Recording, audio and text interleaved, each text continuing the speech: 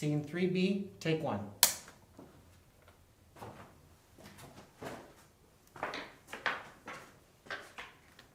Action. That's it? That's it.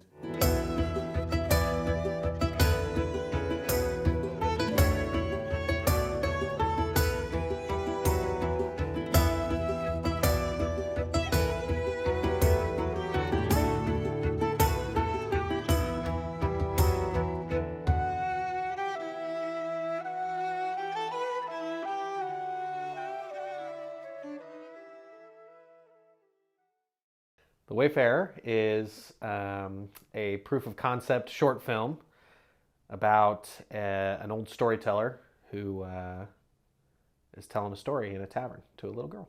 So The Wayfarer is a glimpse into the world of Tavern Brawl. Wayfarer. Wayfarer to me is about a man with a past that is pretty much almost kind of drifted into legend and myth to a lot of the people. So you get the mythology and the lore explained in the story by this character Greywall, who is mysterious in nature.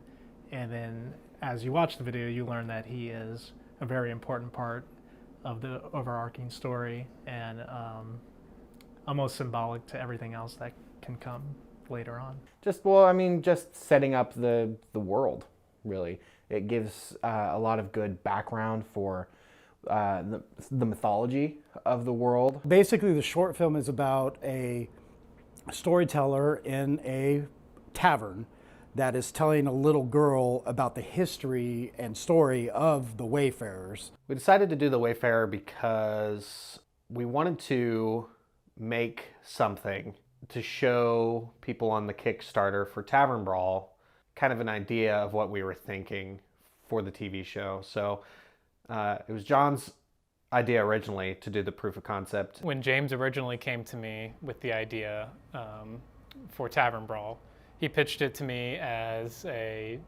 TV series, and he was ready to do the Kickstarter right then and there. And so I read the script that he had, and we talked for a while, and I told him that I thought it would be best if we start with the proof of concept. You know, when you're kind of up and coming filmmakers, people want to see what you're capable of and see the product that you're going to give to them.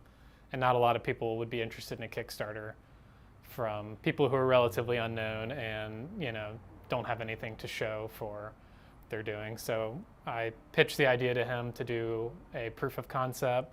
It was kind of like a trial run. You know, we wanted to see how it would go on something that wasn't so big as a TV show. I've never done anything like this before.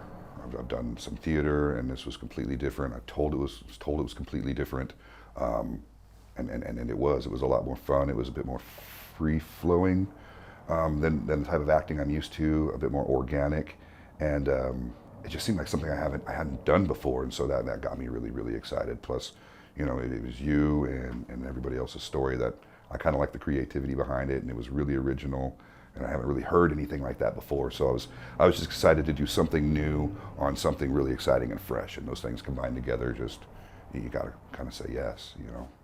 That it was gonna be like in a movie, and I was excited because I've never done it before. Well, there are several reasons why I wanted to be involved in it. One, I'm a fantasy nut. I love high fantasy, low fantasy. I read novels about it. I watch as many B-rated films as I can get my hands on. But a lot of it is my son is doing this. And I love him, and I support him. And I raised him on role-playing games, video games, comic books. And to see him doing stuff like this is just cool. My degree of separation from the creator James is our mutual friend, the producer John Shaw. And his enthusiasm for the project was really a good flag for me. So I followed, and I got here, and I kind of like blindly, and got to learn a little bit more about the story. I got to meet James. We got along really well. Stories are awesome, and I want to be as part of a great storytelling opportunity, and this is where I feel like I am. So the process for writing The Wayfarer was, we had a original revision that James wrote, and it was mostly the same except for Greywall's story. I actually had the idea for the storyteller pretty early on in the process. And so naturally it was just another step towards that, and coming up with the idea that the storyteller is in the tavern, and this little kid wakes him up, and she wants to tell him another story. The story of the gods and goddesses, and we have this whole mythology that we have built for Tavern Brawl. And so we originally wanted Greywall's story to be talking about the mythology and the story of, you know, the religion of the world that we're in. And we just ended up not really, I mean, it was a good story, and we'd like to use it some other time, but it just wasn't right for this one. So, you know, by the time we got a few revisions in, it ended up being the story of the Wayfarers, which was much more applicable to Tavern Brawl, the full story that we're trying to tell. And so by the time, you know, we ended up basically James writing a very long script, and then I edited it, and then James adding more, and then I edited it again. And by the end of that, we ended up with a workable script that we were happy with. Yeah, so I met Josh back a while ago, a couple years ago. We were cast in a community theater production of Man of La Mancha. And so that was the first show we were in together, and we were both like the same part. We were a couple of thugs. And so a lot of the times we were hanging out. I remember being in the car one day, and I got a message from James that he had a friend that he thought might work for the role, and he said, I just recorded this quick video of him, and go, you know, just check him out whenever you can. When John and I were talking about casting, and you know, if I knew anyone, I was like, well, I have an idea of one. I know one guy. So I remember I had my headphones, I pulled it up in the car, and within 10 seconds of hearing Josh's interview, I messaged him back and said, this is the guy. We don't have to interview anybody else. We don't have to audition anybody. This is the guy.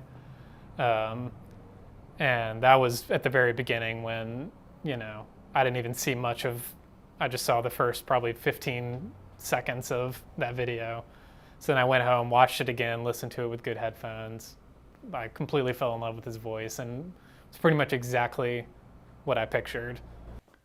I like him. Like I said, it's more your guys' story, so I was kind of learning it. You guys are very familiar with the backstory and know every detail, and I'm kind of learning this guy as I'm going along a little bit, you know. And so, you know, what I liked best about him was just the mystique of him. Is he telling a story? Is this fact? Mysterious, spooky, because we didn't know who he was. You know, and I really like that depth. There's almost like you can, like a reservoir. You can see the water, and you can see it's great, and it's deep, and it's big, and it doesn't even touch on what's going on beneath it. You know, that reservoir of emotion that he has inside him, you know. It was natural for us to cast Aurora, which is Josh's daughter. It was her first time acting, and we knew that we wanted to make her as comfortable as possible. Not only, I mean, definitely the benefit for her, but you can tell kind of that nervous energy on camera when someone's not totally in it. And so, you know, it was kind of a natural leap there. And Josh and Aurora, they were great. What was it like learning lines for the first time? Hard and easy at the same time. My dad would tell me and I had to repeat it. And how many times did you do that? About 5 or 3 times. Thankfully, we didn't have to audition anybody for this. We didn't have to go through a long audition process. It was like, this is our guy. Casting my dad was fun because it was actually that was John's idea. I was like, yeah, I need to find someone to play the innkeeper Thude, and John was just like, why not your dad? And I was like, yeah, sure, why not? And that was a lot of fun. I think he had fun. I love Thude. I love Thude a lot. I think he should be a recurring character because I like him.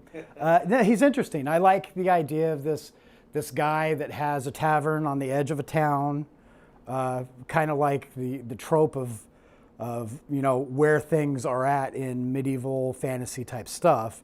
The bar isn't too close to being in town, so the wives don't come and drag the husbands away. And I just think it's cool. It was really fun. Finding a set was a long difficult a journey for John and I. We started off with looking like location scouting and searching, a lot of online research.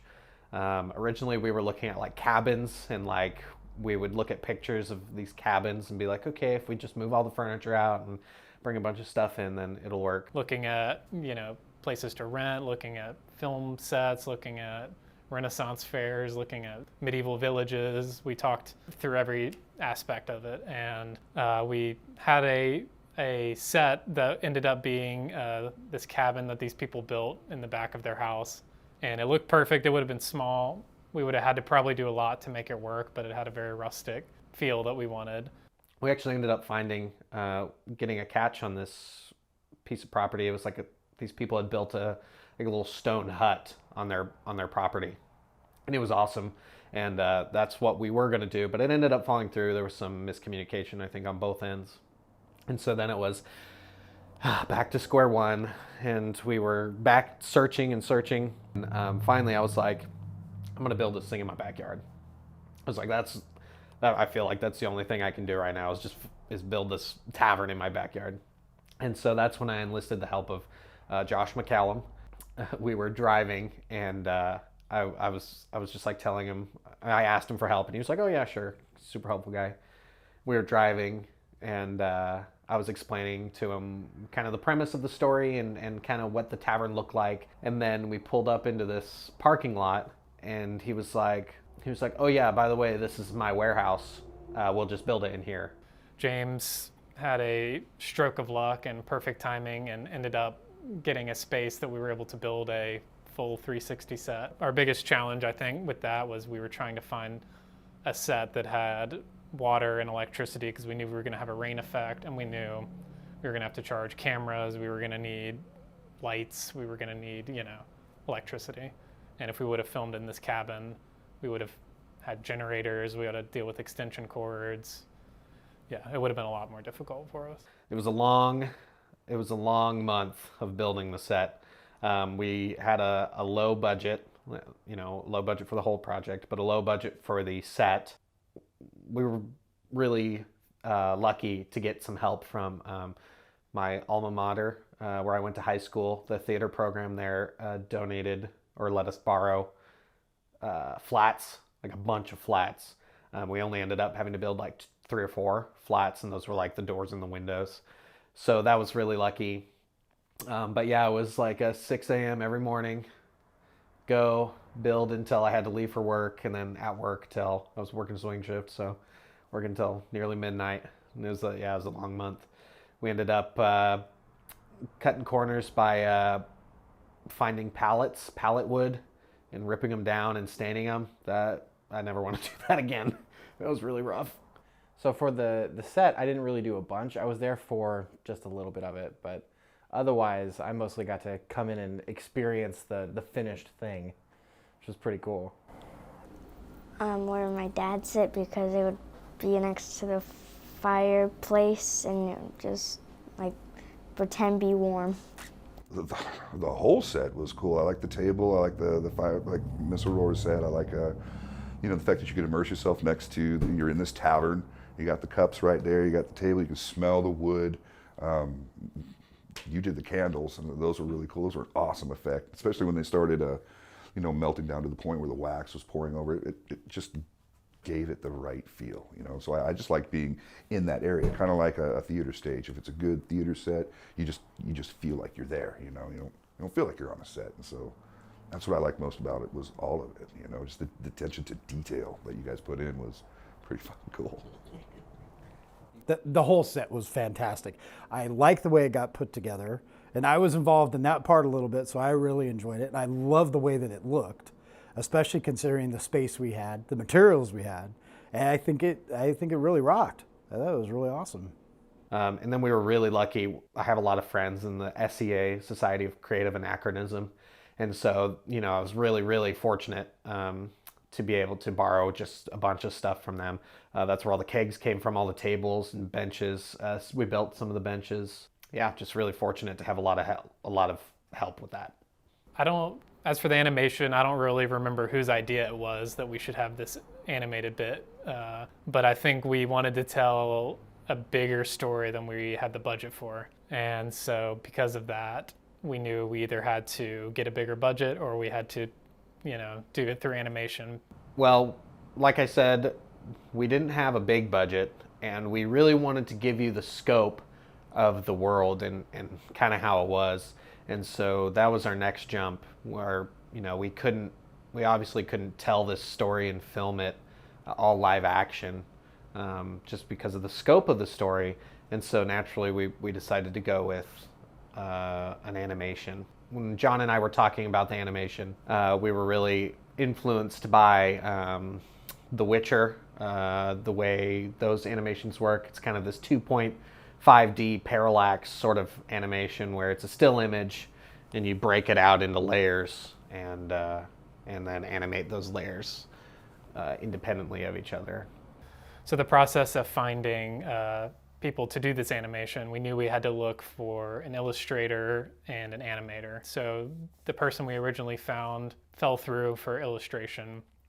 And so we came across Sabrina, who was a huge fan of the genre, totally got in vibe with us on what we wanted. We had, lots of fun calls with her where we walked her through the whole lore of everything. She gave us cool mock-ups of how all these characters were going to look. It was awesome seeing all the art and artwork, start to come to life. And so, over the few months that we were having everything illustrated and we were getting things back, it was really, really cool to see it start to come to life. And then by the end of it, when we had all the artwork, we had to get it actually animated in the parallax style, which we had Fayday for. And so once he got a hold of the animation and we told him what we wanted, and we finally got to see this world basically come to life through the animation, gave me goosebumps, especially with Josh's voiceover over it. It's good. Yeah, so we wrote the voiceover and then we kind of broke it out and decided, okay, I think this would be good. This would be a good scene. This would be a good scene. I think in the beginning we ended up with 14 scenes, which ended up definitely not being enough. We actually doubled it. So by the end of this, we had 30 scenes, just because you didn't want to stay on a scene for too long, because then people are kind of like, they start falling asleep in their seats. And we obviously didn't want that. We want the audience to stay engaged. Why do I believe in this project? Probably because I haven't seen material like this before. This seems to me really new, a really fresh story in a world that right now is kind of rehashing a lot of the same old stuff over and over again. It's kind of nice to be involved in something from the start with something fresh and new, and this hasn't been done over and over. I like the newness of it. I like this brand new story that I don't know anything about, that I'm kind of learning as I go, and I like just being in on that fresh new story is the main thing. I like what you guys have created, and I just like to be a chance part of it. That's a good part. Because I believe in my brother. I think that he has a lot of creative talent and potential, and I think he can really go far with it, and especially with the right team backing him up. I believe in this story because it's cool to be a nerd, and there are a lot of people who are embracing that within themselves, and there are so many cool ways to take in different stories through media or games, and this is just another one that I think has a unique side to it, and a unique team, good leaders, and I think we could go really far with it. I think that I believe in it because it's an awesome story. I originally got involved because James pitched the story to me. I really, really liked it, and that's the reason that I'm here today. I hear a lot of stories from a lot of people that they want to do, and some of them pique my interest, but ultimately, they didn't have what I wanted in a story. And when James and I started talking, I was super interested in the story, had my own ideas about where to take it and where things could go, and I knew that we'd be able to make something awesome. And so I believe in The Wayfarer because we have so much more story to tell. The Wayfarer is probably 0.1% of this awesome story that we have. This was the way to do it. This was the way to give everyone a snippet in a way that we could manage, and a way that we could show everybody kind of what we're made of. Fantasy is my favorite genre of all time, You know, I've always been a creative person, and I've always wanted to use that creativity to tell stories. I'm an actor, and when people, you know, say, you know, why do you act? A lot of people say they just like the feeling of being on stage. They like that thrill of being on stage. And I'm not saying I don't like that, but one thing that I always said different was, you know, I like making the audience feel good. I like telling them a story. I like making them laugh. That's what feels good to me. And so to be able to see something that I wrote and direct come to life, I hope that I can bring that same kind of joy to the audience that I do in theater, that I'm trying to accomplish in the Wayfarer. Why do I believe in this project? Well, so like I said earlier, I'm really a big proponent of fantasy. And I believe that while there's tons of things out there that are based in fantasy, there's not tons of things that are based in fantasy that are good. And everything that I've been learning about the story when we've sat down and talked about it, and the stuff that we've filmed and the things that I am seeing, is I believe in the story. I believe that this will be an amazing way to tell stories in a fantasy setting that people will really enjoy. And it's such a unique idea. I really like that a lot.